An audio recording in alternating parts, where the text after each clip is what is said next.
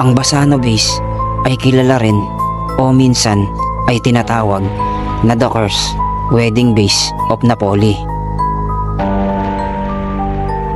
Isang sikat na alamat mula sa Italia tungkol sa isang sinasabing isinumpang plorera na nagdadala ng kamatayan sa sinumang magmay-ari nito. Ano nga ba ang Basano Base? Ang Basano Base ay isang antigong pilak na plorera na sinasabing ginawa noong 1400s sa Naples, Italy. Ayon sa alamat, ito ay naging tagapaghatid ng malas, trahedya at sunod-sunod na pagkamatay sa mga taong umangkin nito. Ayon sa kwento, may isang magandang dalaga mula sa maliit na bayan ng Basano na ikakasal na sana. Bago ang gabi ng kasal, natagpuan siyang patay sa kanyang silid.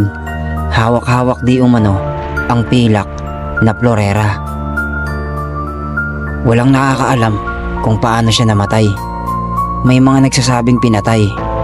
May iba namang teoryang may nanakit sa kanya dahil sa selos o sumpa. Dahil sa matinding galit at dalamhati, iniuugnay ng pamilya ang trahedya sa plorera. Bago mailibing ang dalaga, isinumpa raw ng kanilang pamilya ang plorera. Sinasabing ang sinumang magmay-ari nito ay mamamatay din. Lumipas ang mga taon, napunta ang plorera sa iba't ibang pamilya sa Italia. Ayon sa alamat, lahat ng nagmay-ari ay namatay, mabilis at misteryoso. Karaniwan ay within weeks lang.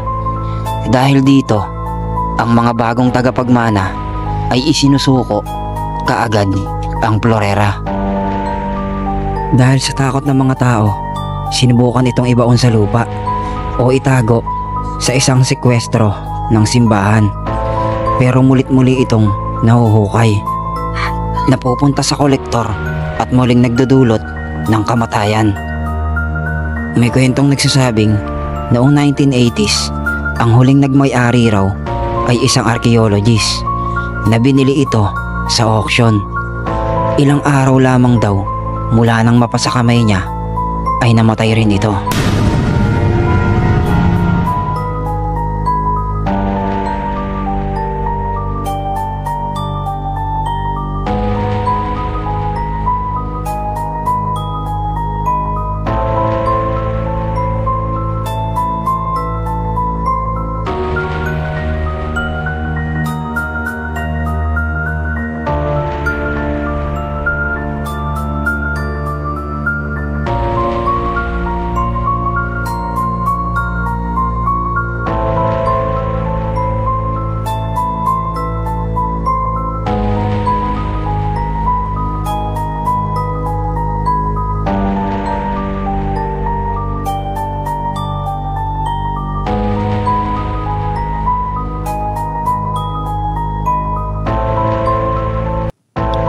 Ang painting na ito ay ang The Englishman painting.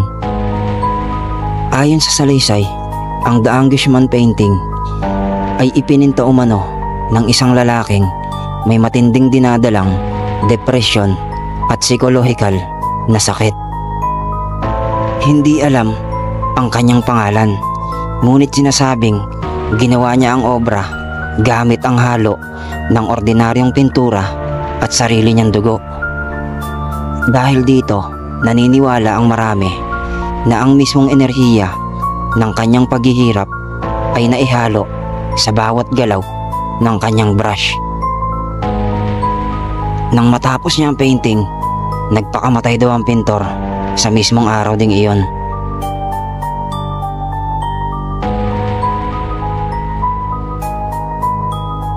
Dumaan ng maraming taon at napunta ang obra sa lola ni Ian Robinson, isang British na lalaki. Matagal daw itong nakaimbak sa baol dahil ipinagbawal ng lola niyang isabit ito. Minsan niya itong sinubukang ilagay sa isang dingding at doon nagsimula ang mga kagimbal-gimbal na pangyayari.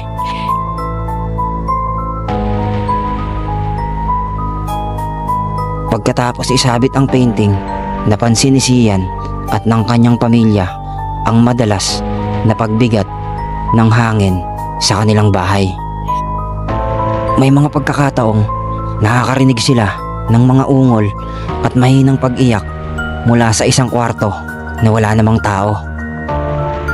Tuwing madaling araw, ang pinakamalalang oras ng kababalaghan dahil nakakarinig sila ng pagkaluskos ng yapak, pagbukas-sara ng pinto at isang malalim at tila pagod na pag-iyak ng isang lalaki na hindi nila matukoy kung saan ito nagmumula. Isang gabi, habang natutulog si Sian, nagising siya sa kakaibang lamig. Nang dumilat siya, nakita niya sa gilid ng kama ang isang lalaking itim na itim ang buong katawan. Nakatayo lamang, nakayuko at tila walang muka. Nawala ito ng mabilis.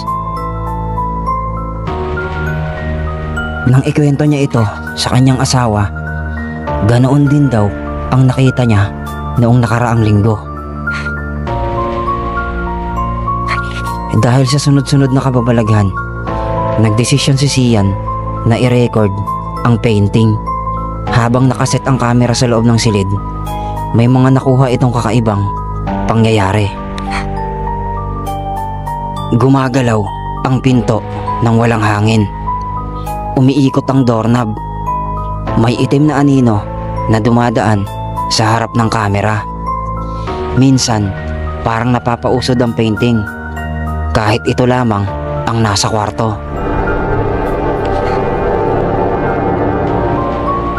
Ayon sa mga paranormal investigator na tumingin sa kaso, posibleng ang kaluluwa ng pintor mismo ang nakakabit sa obra.